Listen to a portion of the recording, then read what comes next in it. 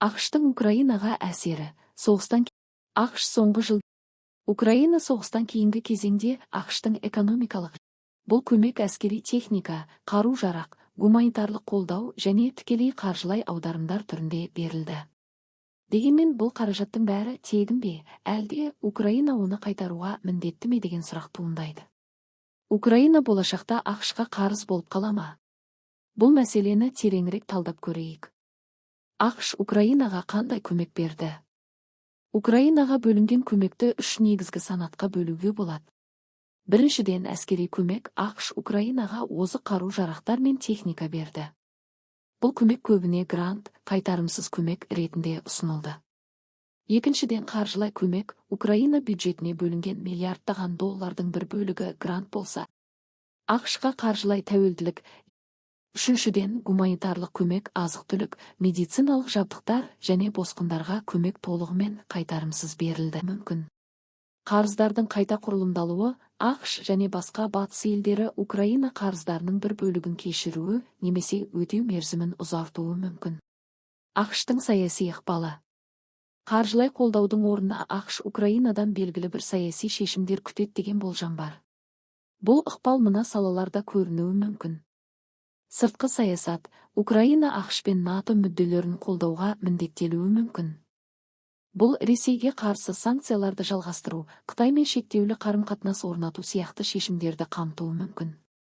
Ішкі саясат. АКШтың қолдауымен Украинада кейбір саяси реформалар жүруі ықтимал. Мысалы, сыбайлас жемқорлықпен күрес, демократиялық процестерді күшейту және батылды еткізу. Экономикалық саясат. АКШ пен батыс елдері Украина нарығына енуі мүмкін.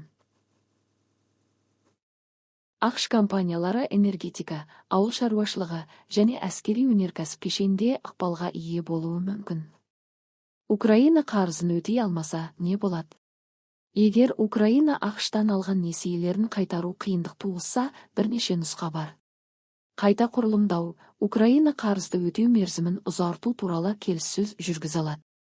Қарыздың бір бөлігін кешіру. АКШ және басқа кредиторлар экономикалық жағдайды ескере отырып, қарыздың мүмкін.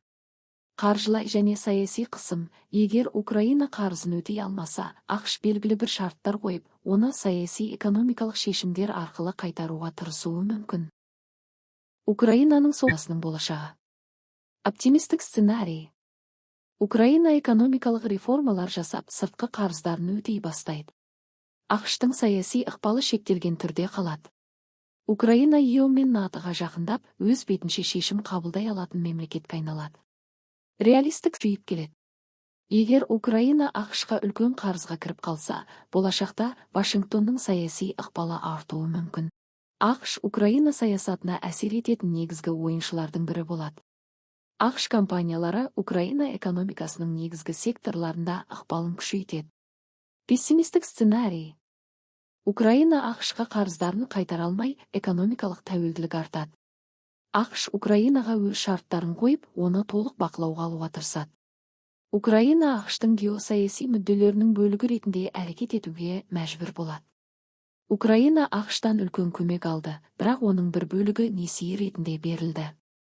Соғыстан кейін Украина экономикасын қалпына келтіру үшін жаңа инвестициялар қажет болады. Бұл АКШтың ықпалын арттыруы мүмкін. Екіншіден, АКШтың стратегиялық мүдделері. Вашингтон Украинаға, Ресейге. Украина болашақта АКШқа қаржылай және саяси тәуелді болуы мүмкін. Бірақ бұл елдің іш саясаты мен экономикалық стратегиясына байланысты.